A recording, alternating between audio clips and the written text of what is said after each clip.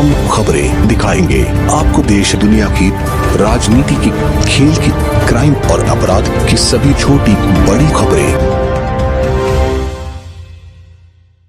त्योंथर में पिछले 24 घंटे से अधिक समय से झमाझम हो रही बारिश के बाद नदियां व नाले उफान में देखने को मिल रहा है।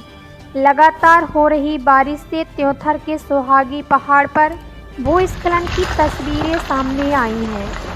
त्योंथर क्षेत्र में नदियों के बढ़ते जल स्तर से कई गांवों का संपर्क टूट गया है व खेतों में चारों तरफ पानी ही पानी नजर आ रहा है। बारिश की वजह से जल जमाव के कारण पानी घरों में घुस रहा है, जिससे लोगों का जनजीवन अस्त व्यस्त हो गया है।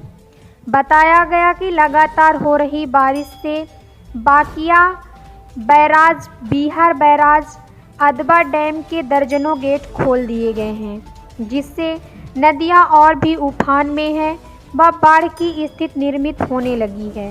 त्योंथर के टमस, बेलन नदियों से सटे कई गांवों को अलर्ट करते हुए पुलों पर, नालों पर होमगार्ड की टीम मुस्तैद की गई है।